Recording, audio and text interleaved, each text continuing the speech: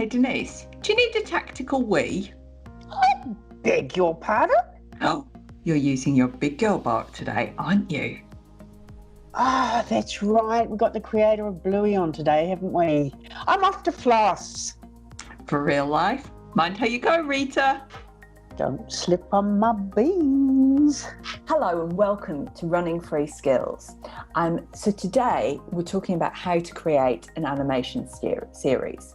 We're talking about the actual steps to creation, not about how to pitch. So if you want to learn more about pitching, then check out Lee Namo from Screen Australia talking with Denise a few sessions ago. But today, to talk us through creating animation, is the incredible Joe Brumm, the creator of the worldwide smash Bluey. And when I say smash, I totally mean smash. The series has already got a Logie and Actor, 2 Spar Awards and an Emmy. It's the most watched children's programme in Australia on broadcast TV in 2018 and 19. And it's shown in the US, the UK, China, South Africa and Kenya. Now, I am the parent of a 4-year-old, so I know Bluey inside out. But for people who haven't seen it, Joe, could you give me a kind of outline of the series, please? Yeah, it's a very simple series. It follows the lives of the Healers, who are a family of blue heeler dogs who live in a very Queensland type setting. And their mum and dad and Bluey and Bingo, who are 6 and 4, a couple of girls. And it's largely follows the girls' imaginative gameplay and sort of social, dramatic gameplay. And usually the parents get roped in, not always voluntarily or willingly. Where did you, is it based on your family? Is it based on your kind of experience of parenthood? Where's that inspiration come from? Yeah, definitely. Well, the show sort of formed when my kids were the age of Bluey and Bingo, roughly. And so it was based on just all those games that I would play and that my wife would play. And so it's a very observational show, for sure. So let's start at the very beginning. If I want to make an animation series, do I need to start watching lots of animation shows? Yeah, I think it definitely isn't going to hurt. I wouldn't say it's necessary, but you need to find, your show is going to be it has to be in your taste, but what you tend to do is just get the best bits of best aspects of all the shows that work for you, all the shows that are to your taste. Possibly also ones that have been successful and do things well. Maybe that aligns with your taste, maybe it doesn't. And you're going to put them all together. But if you're going to do this, Bluey is it's a business as well, right? It wasn't just a passion project or a short film. It has a market, it has the investors you're aiming for. So you've got to know the types of shows and the market that it's going to have to hit. And I feel like you can, as long as you get that roughly in that area, you can be quite new and innovative as much as you want. But yeah, so I watched and I worked in a hell of a lot of children's TV, and with the girls, I watched a hell of a lot of children's TV, and I knew where there was I hoped would be a gap in I guess in where I was aiming it at. I wanted it to fair and square hit the kids. I didn't want to try and teach them ABCs. I'm talking about 4 to 6 year olds. I just thought, look, I don't think they seem to be interested in learning the alphabet, beyond just counting to 10. It's like they are interested in playing make-believe games, and also reenacting the events of the day, very seemingly mundane events. And that seemed like material enough to make a show. And I think the other thing about Bluey is it's genuinely entertaining for kids. Like, my daughter watches it and laughs out loud at some of the things. And I think that you're right. Sometimes people forget that with kids series, that it can entertain as well as practice all that social stuff. off? I feel like I shouldn't be getting pat on the back for making kids laugh with the show. Like, it's meant to be funny. It's your audience is meant to be laughing. They're meant to be entertained. I just feel like, you know, I took it for granted that your audience should be enjoying your show, and that meant that I had to go, all right, what is it that kids laugh at? You know, what do they find funny? And I spent a lot of time figuring that out. And I keep reminding myself at a script level that, look, I want adults to watch it and to not be just, you know, like hate it. But at the same time, the humor has to be what 4 to 6 year olds find funny. And that is sometimes at odds with what parents find funny, but that I've hopefully found a way to still bring the parents in on that joke, you know? But yeah, it shouldn't be a surprise. Like, the average kids show should be making kids laugh, like, you know, but they don't. No, it's true. So what shows were you watching in that time frame, and what did you like about them?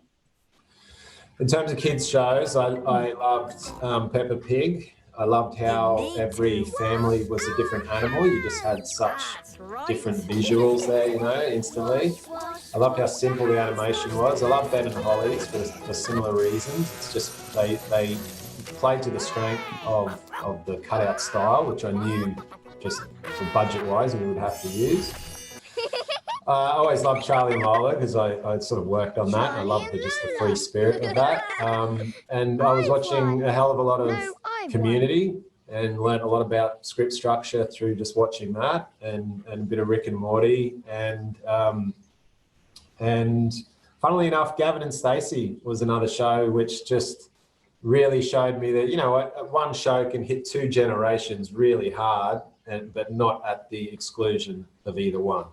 So a lot of other animation and stuff, but those sort of factors were kind of swirling around, and I guess sort of were closest to the tone that I was going for. I'm not a particularly sort of cynical, and I hope not a bitter sort of person. So a lot of those shows quite appeal to me. There's a real hope and sort of positivity to them.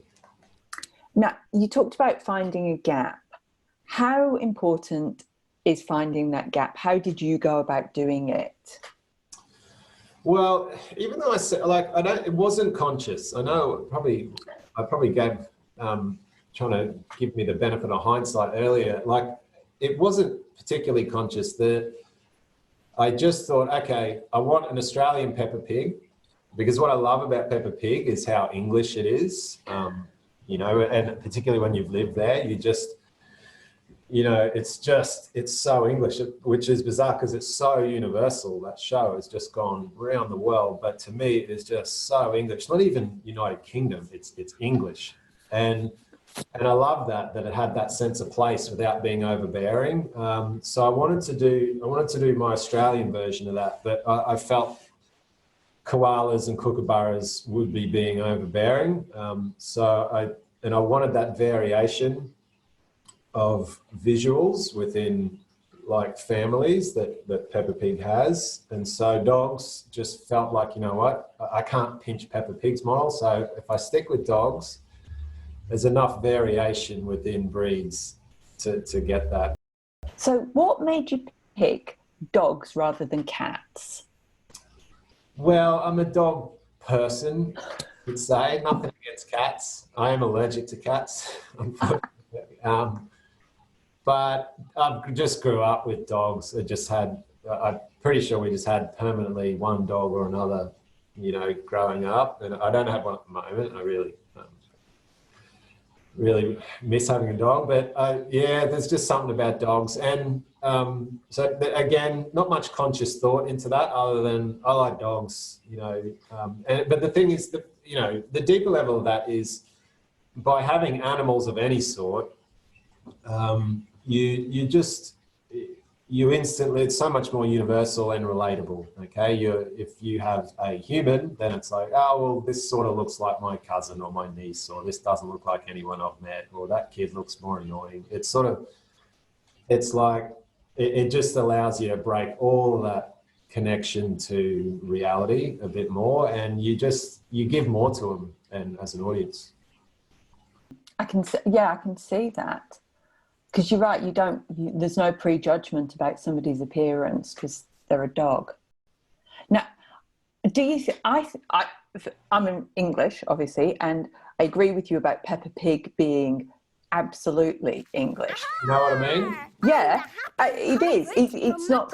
I lived in Scotland for many years. Peppa Pig is not a Scottish family. Peppa Pig could not be a Scottish family, or Northern Irish, or a Welsh. They are an English family. And the same is true for Bluey. Like, her family is so Australian to me. Yeah, well, I guess the roughly equivalent is, are they Queensland? Could they be New South Wales? I like to think they are Australian, and as much as the show is set in Queensland, we're funded by the Australian taxpayer, so I'm very conscious that I don't crawl too far up my Queensland roots. Let's move on. So when we spoke, you explained that the next stage is to work out your main characters. So can you talk to me about why the characters are so important in animation? I've always been bad at sitting down and going, right, this character has these personality traits, because I don't know why. I guess it's just those words seem, like she's vibrant or she's enthusiastic and all that. It's like everyone can be enthusiastic in the right time. So for me, it definitely started more with scenarios. Like, I mean, obviously, I based it on my two daughters, so it was easy enough to go, right, I'm going to have two girls, one's going to be 6, one's going to be 4. Look, unfortunately, for my writing skills, I tend to just, if I need my plot to fit in a certain way, I'll just run rough shot all over that, which isn't great. But yeah, I don't know the answer to that. You've just got to, for me, you've got to come up with really good scenarios and then put your characters in them, and the warmth will come out. How closely are Bingo and Bluey related to your girls? Like, could other people see them in your girls? Not so much. I mean, I guess they're fairly close, but no, like if I need Bluey to do something that I don't think my daughter would do, then Bluey will still do it. I think there is, like, I may be wrong, but there's a lot of similarities between just kids of that age, and their interests and what they're into. So look, yeah, I would say they're probably 70%. So thinking about characters, you talked a lot about how important the design of the characters is.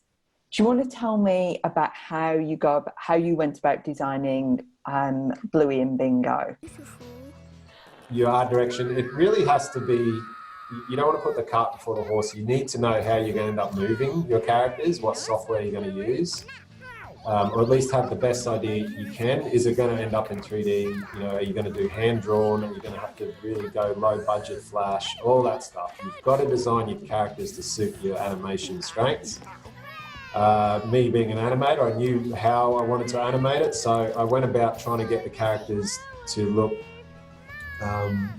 in a style that would be the most forgiving with the somewhat brutal style of animation that we were going to use. So that meant it's a very flat looking show, so very rectangular, there's not lots of curves and things like that in the characters. So big blocks, you can get away with sort of shuffling them across the screen a bit more, but lots of, for whatever reason, I don't know why, I just wanted rounded corners and everything. I quite like those rounded corners, and the sort of the basic rules of the character, very sort of 45-degree angles where you could, not a great deal of organic free flow lines, and rectangular with rounded blocks, using the little golden ratio wherever we can. Really just had to then translate into the backgrounds. It's like you'll see if there's a fence post, it also has little rounded corners and 45-degree angles where possible. So it was very important to get that little harmony between the characters and backgrounds. But yeah, you really need to.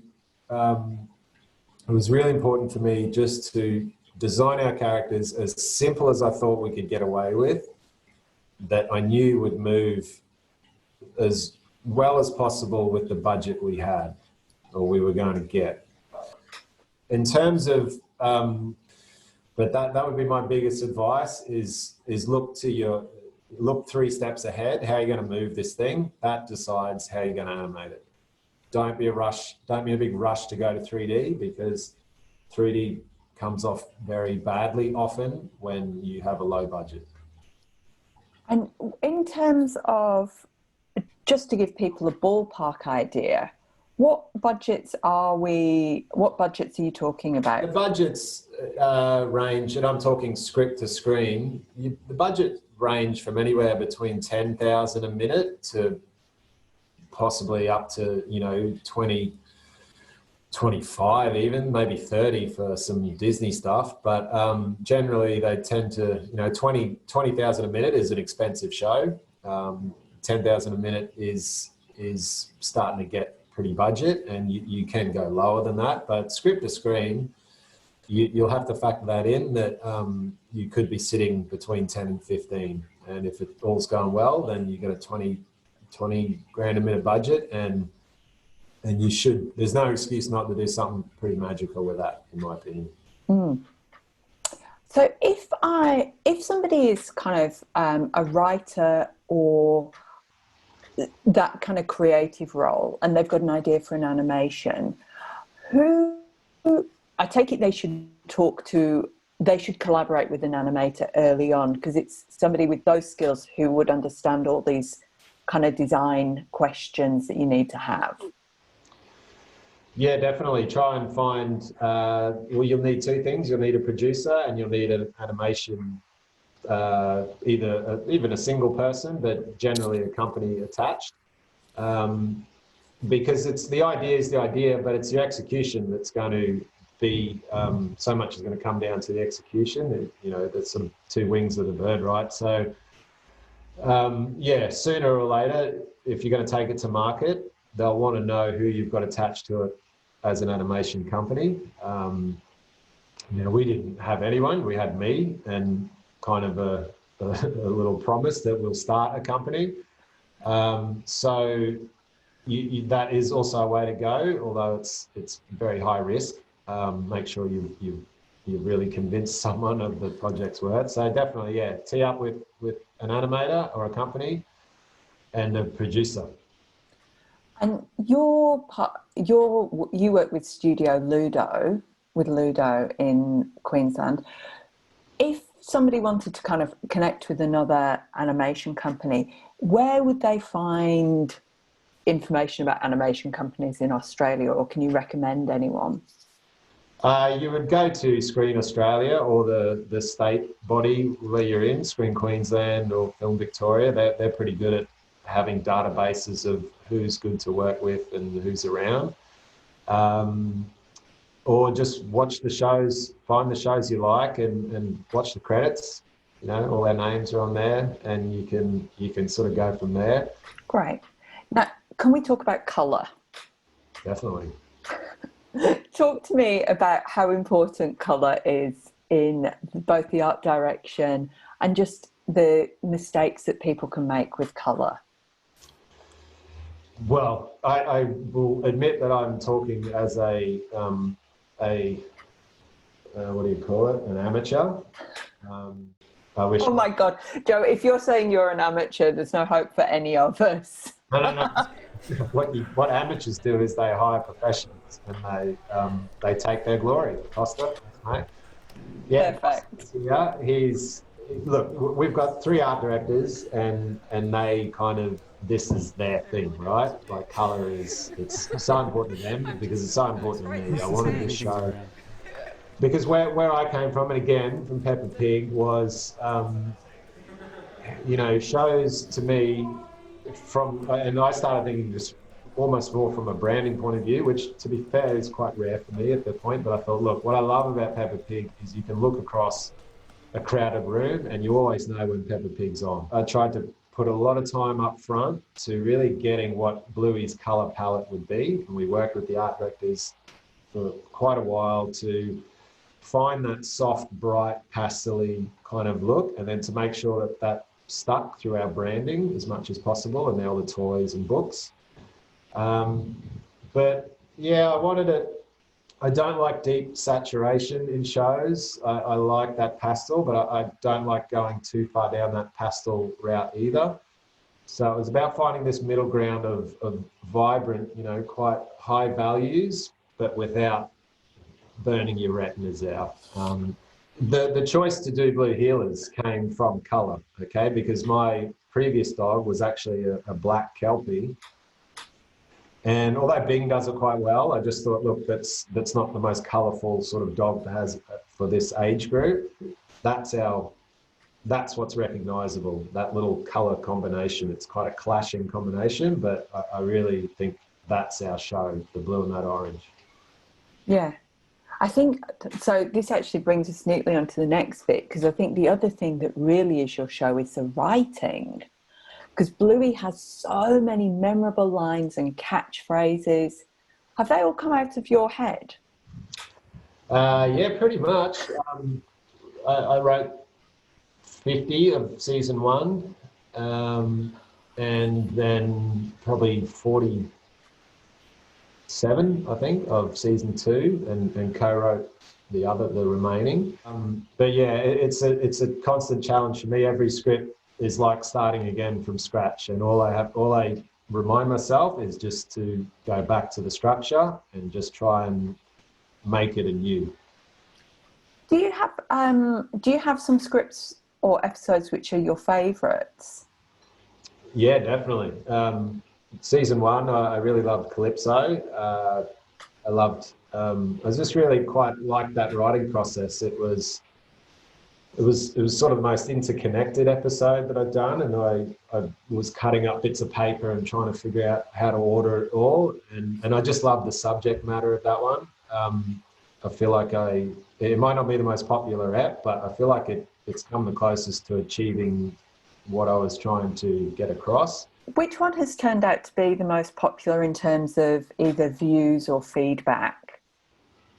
Well, it's a tricky question when you're looking at Bluey, because you've got to keep reminding yourself that, well, I got to keep reminding myself that it's aimed at 4 to 6 year olds, but 4 to 6 year olds don't write emails in. That's a good point. But a lot of adults do. So amongst adults, we've had a lot of feedback. The most popular seem to be camping and from season 1, and sleepy time from season 2. The camping one is because it makes all of the adults cry, because we all think back to our version of, so camping is an episode in which Bluey makes a friend at the campsite, and then Jean-Luc, the friend, goes back to France, and that's why all us adults love that one. I have cried watching that about 3 times. I had a lot of fun with that, and again, it's based on my memories of being a kid, but it happened when we went camping, a couple of years ago. They made some friends, and then of course you wake up one day and they're gone. So, but in terms of the kids, it's like there's one app which kind of divides parents a lot. Some of them hate it. Asparagus, the waving an asparagus around and turning people into animals, but it's kids just go nuts for it generally. So this season, if season 3 goes ahead, I've got to just remind myself that, look, it's a 2-string thing. I hate it when an app excludes either generation, but there still is different criteria for what is the favourite apps. Interesting. That's the challenge I set myself at the beginning of this. It's like, look, I don't want to just write a show about her going to the, kids going to the dentist or losing their whatever. Like, it's got to, I want a bit more of a challenge. I want to try and hit 2 generations. What other elements make up animations? Music, soundscape. What else have we got to think about? Well, we've spoken about art direction. You need really good storyboarders. You need someone who can take that script and and imagine, right, how are we going to get visual humor in? You don't just want it functional, you know, you want to watch your Shaun of the Deads and things like that, and see how much comedy just comes from staging. So you need storyboarders that are going to add to your jokes and look, being an animator, script writer, I do have that advantage of when I'm writing the script, I am thinking very visually. I used to be a storyboarder, so you need good storyboarders, you need good art directors, you need great voices. And, you know, I don't think we would be sitting here talking about the success of Bluey if we didn't stumble upon if we didn't stumble upon great voice actors and really, like, especially with Dave and Mel, just who are up for it and who are up to really work with what we were aiming for. So you put a lot of time into finding the right ones of those. You need, then there's a really unsung role, which you don't hear about, but your designers and your background artists. Like your designers, it's very idiosyncratic, it's very specific studio to studio, but they really are this group that take the beautiful pictures that art direction do, and what the storyboarders are saying we need, and they create that so it's ready for the animators. You know, it's like the buck stops with them. It's like no more loose, you know, like, oh, it looks a bit like this. It's like, no, this is how it's going to look like. So you need that, and they're a real mix of logic and creativity. So you've got to, and they need to be able to draw, but really solve like computer problems because you're building these really complicated rigs. So gold dust that crew. You need your layout people, and then you need animators. And you know, like I always joke with my crew, the animators are my sort of favourite members of the team. But yeah, your animators, there's a lot of them, but they're the people who are going to, they have to get across what is where they're in performance and the staging. They get a lot of help from our animation directors. And so what I love about that is we ride this balance of the show looking uniform, because if Charlie and Lola had sometimes one animator would do it like this and the next scene would be like this. So you sacrifice uniformity, but you get these little flourishes. And so it was all about trying to find the balance between uniformity, but the lovely creativity you get when you set animators loose. And there's so many, I love watching Bluey just because I can see my animators in it and these little things that they invent, even as rubbing noses or adjusting a hat or all these little tiny things that they are free to put in, that often just anchor it in the real world so much. And my favourite type of comment we get is when someone notices some little thing like that. Oh, I love that little look to camera. I love that little head scratch, because I know, an animator put that in themselves off their own back. So, and then you need VFX animators, or we need them anyway, who handle all your water and things like that. And that's a different skill. But it makes the show all that lovely nature, and you couldn't do an episode like The Creek, or you couldn't do The Beach, or all that stuff. You couldn't do it without this old school group of hand-drawn animators. And then look, you need a director. And I could spend another day talking about what a director should be and what they have to do, but they just have to be someone who is supremely responsible and is happy with being supremely responsible and takes the project on and takes responsibility for it coming out beautiful. And we've got Richard, I directed the first season, and Richard Jeffrey has directed second season. And it's a unique role, and it requires a unique person and a unique set of skills and work history. And it requires a dedication that, goes beyond just I'm here to earn money if you're going to be a good director. So how many people are in your team to produce a season of Bluey? Roughly 45 to 50. Okay. And how long does it take? Well, one episode from script to screen is, if all goes well, is between 4 and 5 months, and 15 or 16 different stages through that. Wow, it's amazing. So my final question is, Bluey has obviously been an absolute hit worldwide. At which point did you know that it was going to be a success? Like, when did you feel it in your bones that this was a bit of a winner? Yeah, it was when we had an art director, Katrina, who started off with me, and it was just me and her really for a few weeks before production started on the show at all. And we were just going back and forth trying to nail down the look of it. And so we started with that house on the hill that our establisher shot.